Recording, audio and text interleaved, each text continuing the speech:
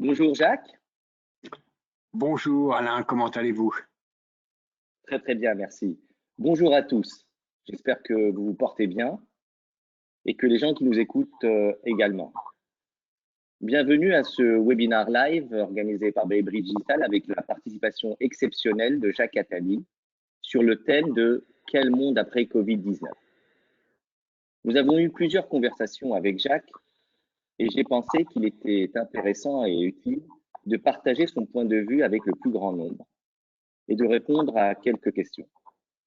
La première question, c'est comment analysez-vous, Jacques, cette crise et son impact sur la croissance de l'économie mondiale et en France en particulier? Et la deuxième question, c'est quel sera notre monde au sortir de cette crise du Covid-19?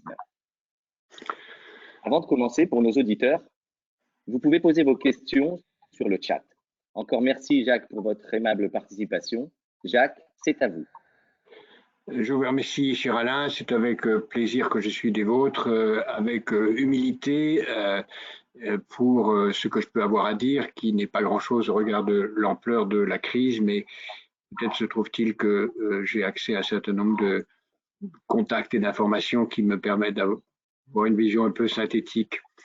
Je commencerai en disant que quiconque ne prévoit pas le pire est certain de voir le pire lui arriver. Vous allez peut-être me trouver au début un peu pessimiste sur l'évolution des prochaines semaines, parce que je pense que c'est en préparant ce pire qu'on a les chances, encore une fois, de l'éviter. Cher Alain, vous avez dit à l'instant quelle est la perspective qu'on peut avoir sur la croissance de cette année. Je pense que justement, cette crise est tellement énorme que ce n'est pas en termes de croissance qu'il faut parler, mais en termes de décroissance. Pour ma part, je suis de ceux qui pensent que l'économie mondiale pourrait connaître un choc de l'ordre de 30 à 40% dans les 2 premiers trimestres, c'est-à-dire une production, et non plus une croissance, une production qui serait de l'ordre de 60 à 70% de ce qu'elle était, et peut-être moins dans certains secteurs, beaucoup moins, avec peut-être, et on y reviendra tout à l'heure, un rebond au 3e trimestre et au 4e trimestre, mais je m'attends à ce qu'on termine l'année avec une production qui pourrait être de l'ordre de 20% de moins que la production de l'année précédente. Donc ce n'est pas une croissance 0, ni -2, -3, c'est -20 qui est possible. Naturellement, face à cette hypothèse, il y a différentes réponses qui sont apportées. Certaines sont de bonnes réponses, d'autres sont des réponses qui peuvent se révéler pires que le mal. D'abord, nous sommes tous sous le pied du géant. Personne ne sait comment cette maladie va évoluer. Personne ne sait si on aura rapidement un médicament, un vaccin. Et si demain matin, nous avions l'un et l'autre, la situation sera totalement différente. Il se trouve que ce n'est pas le cas et sans doute ne sera-t-il pas le cas avant rapidement. Donc, les hypothèses de confinement pourraient être longues. Et même s'il y avait sorti de confinement, il se pourrait, comme ça s'est produit dans des épidémies antérieures, qu'une sortie de confinement conduirait à un renouveau de la crise par absence de prudence liée à l'euphorie de la sortie, qui conduirait à un retour au confinement dans des conditions pires encore. Donc je pense qu'il faut se préparer à cela. Pour l'éviter, il y a des bonnes et des mauvaises réponses. Les réponses qui sont données aujourd'hui, tant au niveau français qu'au niveau international, sur le terrain économique, sont de plus en plus massives. Comme vous le savez, la plupart d'entre vous, les banques centrales ont commencé à mettre beaucoup de moyens, les gouvernements ont commencé à mettre beaucoup de moyens, certaines façons collectives, comme la Banque centrale européenne, certaines façons totalement autonomes et même égoïstes, comme le gouvernement allemand, qui a mis beaucoup d'argent pour ses entreprises, mais qui refuse que la Banque centrale et l'Europe mettent beaucoup d'argent pour les autres pays européens, ce qui est une attitude assez difficilement acceptable. Les gouvernements français, lui, a mis beaucoup de moyens de toute nature et je pense que ceux qui nous écoutent sont au courant de ces moyens, tant en termes de soutien bancaire garanti par l'État et garanti par les banques centrales, la Banque centrale et les différentes banques centrales nationales.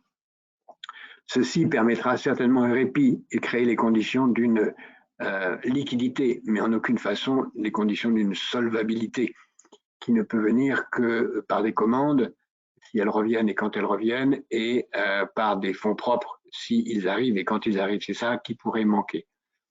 Il pourrait aussi y avoir un effet négatif de cet effort de soutien, c'est que cet effort de soutien pourrait se révéler tellement vaste, tellement général, tellement aveugle, qu'en profiteront ce qu'on appelle en économie des passagers clandestins, c'est-à-dire des entreprises qui bénéficieraient de cela sans en avoir véritablement de nécessité ou qui de toute façon n'auraient pas survécu pour des raisons autres à la situation actuelle. Et on se trouverait à ce moment-là en situation d'un déclenchement potentiel de ce qui serait pire que tout, c'est-à-dire une inflation qui dévaloriserait l'ensemble des patrimoines et d'épargne. À cela s'ajoutant évidemment l'inflation, s'ajoutant au chômage qui serait venu être créé par cette crise, nous aurions une situation qui serait alors non seulement économiquement, mais socialement intenable, non seulement pour ceux qui travaillent, mais pour ceux qui épargnent, qui c'est la condition classique pour le déclenchement d'une crise sociale et politique absolument majeure, puisque ça conduirait à la ruine d'un très très grand nombre de gens. Voilà les risques actuels et voilà la situation dans laquelle nous nous trouvons. Naturellement, la France est loin d'être plus mal placée que les autres. Je ne parle pas sur le terrain médical, je n'ai aucune compétence particulière pour le dire. Je parle sur le terrain économique et social. Nous avons des moyens bien supérieurs à beaucoup d'autres, même si je compare aux États-Unis où le chômage va passer en quelques semaines de 3% de la population active à 20% de la population active, avec aucune garantie, aucun moyen de protection et avec une société, comme on le sait, qui est une société militarisée. On vient de faire de scénarios de description de ce qui peut arriver quand 20% de la population active, de la population tout court, n'a pas de quoi se nourrir et qu'elle est armée dans un pays comme celui-là. Ceci en quelques jours, en quelques semaines. C'est ça le risque américain, qui n'est pas heureusement un risque que nous avons en Europe, indépendamment des risques de santé et de survie du système médical. Donc, je pense qu'il faut se préparer à une année 2019 qui pourrait être très difficile, qui pourrait l'être moins si dans 8 jours on apprend que les médicaments fonctionnent, que la sortie de crise est possible, que l'auto-immunité liée au contrôle de sérologie nous permet de faire sortir la population active et indépendamment de la population fragile, qui nous permettrait d'imaginer un scénario beaucoup plus optimiste que celui que je viens de tracer. Mais il faut, pour y parvenir, des conditions tellement nombreuses que je ne voudrais pas qu'on s'y arrête. Je pense qu'il faut au contraire penser que ce scénario est moins probable que le scénario difficile dans lequel il va falloir pour les entreprises créer les conditions d'une durée assez longue de la difficulté. Ce qui nous amène à votre deuxième question, qu'est-ce qu'il y a après ? Après, il peut y avoir trois choses. Il peut y avoir soit un retour trop rapide au même, avec une euphorie, on a assez souffert, maintenant on recommence comme avant, tout ça n'était qu'une petite parenthèse.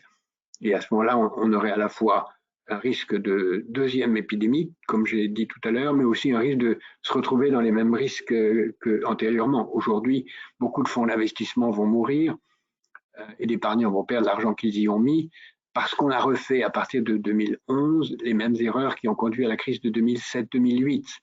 Et aujourd'hui, il ne faudrait pas refaire les mêmes erreurs, mais ça pourrait être un des scénarios de sortie de crise que de refaire les mêmes erreurs.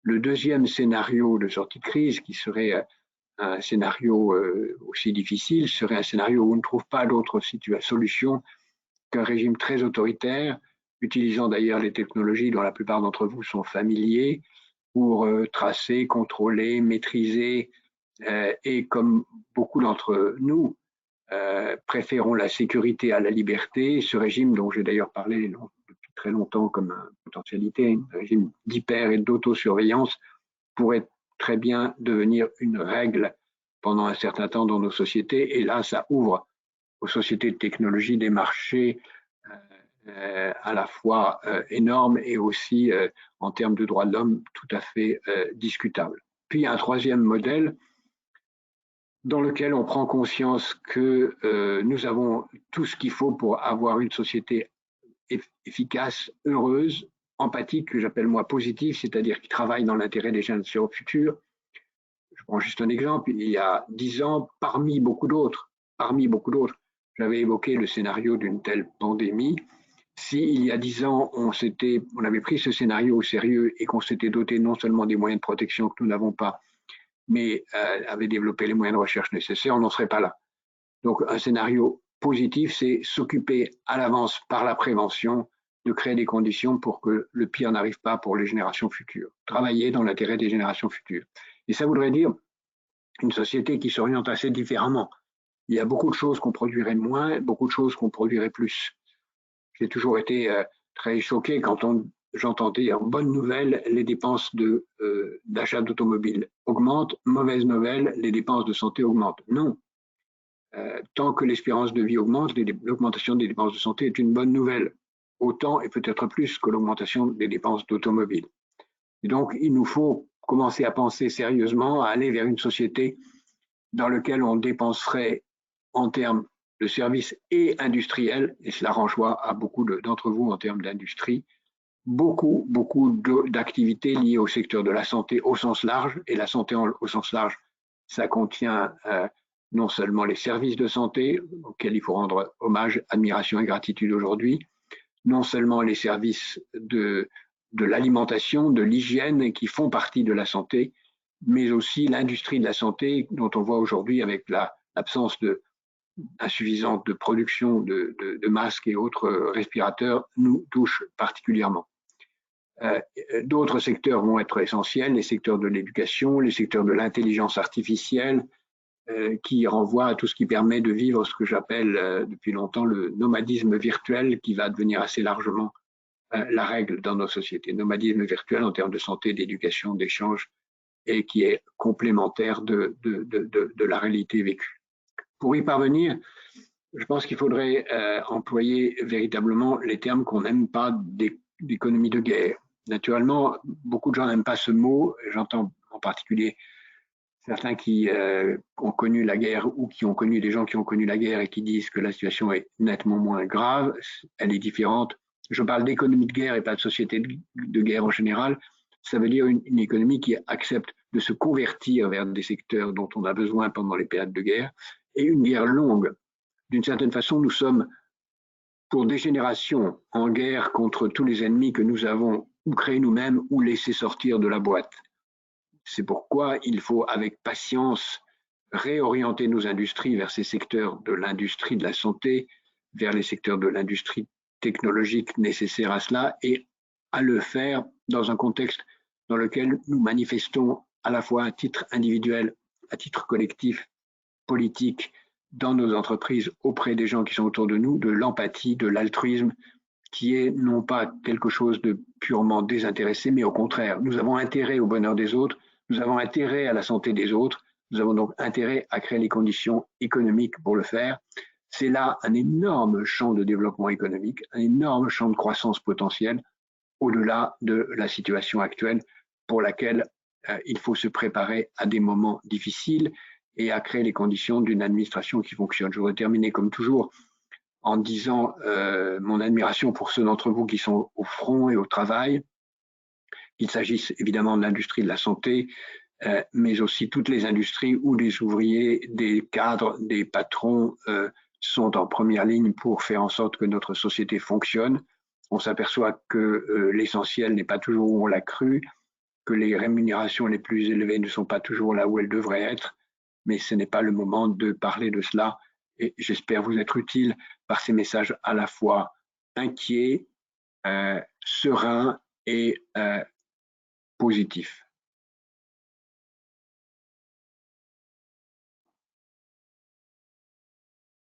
Merci Jacques, merci beaucoup. J'ai quelques questions que j'ai identifiées. La première, quel est le destin pour l'Afrique? Quel destin pour l'Afrique? Il est très important pour nous, Européens, d'aider l'Afrique dans le malheur qui va arriver, car la probabilité que l'Afrique soit touchée est très grande. On ne voit pas pourquoi l'Afrique ne le serait pas.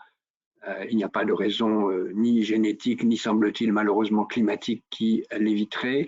Elle l'est avec retard et il faut à tout prix, lorsque nous aurons nous-mêmes, soit dès maintenant, mais surtout lorsque nous serons nous-mêmes sortis du paroxysme de cette crise, aider les Africains, ne serait-ce que parce que à long terme, c'est notre intérêt, que si nous ne le faisons pas, géopolitiquement, d'autres puissances, en particulier la Chine, le feront, et que nous y perdrions durablement tout ce que nous avons construit en termes de civilisation et de richesse avec eux. Okay. Donc le destin de l'Afrique est très menacé. Ok. Une autre question, je ne sais pas si vous m'entendez. Moi, je vous entends très bien. Ok. C'est la France est-elle prête d'un point de vue technologique à répondre à tous ces défis? C'est à vous à le dire, vous êtes des industriels de ce secteur, vous le savez mieux que moi. Je pense que la France a les moyens, elle a des entreprises capables de le faire. Si on prend le secteur des respirateurs, nous avons une des entreprises leaders mondiales, Air Liquide. Nous avons des entreprises automobiles qui pourraient être reconverties. On l'a vu, on voit maintenant avec une vitesse trop faible pour moi, parce que ça fait un mois que je dis qu'il faut convertir les industries en économie de guerre. On voit les industries se convertir dans le textile, dans différents domaines vers les secteurs nécessaires. En termes d'intelligence artificielle, nous avons des entreprises tout à fait prometteuses. Maintenant, il faut penser Europe, il faut penser collectif. Beaucoup d'entre vous ont des technologies, beaucoup d'entre vos collègues européens aussi. Il faut maintenant penser Europe et c'est au niveau européen qu'il va falloir mettre en place les grands marchés dont je parle. Il faut que nous ayons des appels d'offres nationaux et européens, et je sais qu'on y travaille, dans les secteurs dont je viens de parler pour créer les conditions d'une réorientation de l'économie. Ok, merci Jacques. Une autre question, et je crois que ce sera notre dernière question. Que pensez-vous de l'idée d'instaurer une politique d'anticipation? Et on nous explique, l'utilisation de la data à visée prospective en matière de décision politique est peut-être la clé. Absolument d'accord. L'intelligence artificielle et l'accumulation des données va être absolument centrale. Et il y a beaucoup d'initiatives qui commencent là-dessus. Si on avait davantage de données, évidemment anonymisées, puisque les règles européennes sont remarquables et doivent être maintenues, anonymisées pour ne serait-ce que suivre l'évolution de cette maladie. Il y a aujourd'hui beaucoup d'initiatives qui se prennent à l'échelle internationale, dont certaines dans lesquelles je suis impliqué, pour faire que l'intelligence artificielle soit mise au service de la suivi de cette pandémie et de la prévision et de la mise en commun de tous les savoirs à la fois épidémiologiques et de recherche divers. Je pense que la collecte de données et l'analyse des données va être absolument un élément central de la réponse. Là, de ce point de vue, les Chinois ont évidemment une certaine avance, à la fois par la nature de leur société et par leur niveau technologique. Ok, merci. Dernière question. Vous parlez d'économie de guerre et un auditeur pose la question, une économie de guerre suppose-t-elle une relance orientée de type plan Marshall? Oui, bien sûr. Enfin, le plan Marshall, c'est ce qui est venu après la guerre, pour reconstruire après la guerre. Une économie de guerre, c'est une économie que la France n'a pas connue, puisque la France a été occupée et n'a pas eu d'économie de guerre, puisqu'elle était sinon une économie mise au service de l'occupant. Donc c'était une économie de guerre au service des nazis, ce qui n'est pas forcément un modèle à suivre. Mais une économie de guerre, c'est ce qu'ont connu les États-Unis à partir de 1941, ce qu'a connu la Grande-Bretagne à partir de 1939, ce qu'a connu l'Allemagne dans les conditions tragiques et épouvantables que j'évoquais tout à l'heure. Mais une économie de guerre, c'est une économie où on met tout en commun pour avancer le plus vite possible, sans que cela soit, parce que souvent on peut le craindre, l'occasion de remettre en cause les droits sociaux. Au contraire, c'est le moment où il va falloir revaloriser sérieusement les conditions sociales des soldats au front. Donc une économie de guerre ne veut pas dire une économie qui remet en cause les droits sociaux, tout au contraire. Parfait. OK. Merci infiniment, Jacques. Portez-vous bien. Et Vous puis, aussi. merci, à bientôt.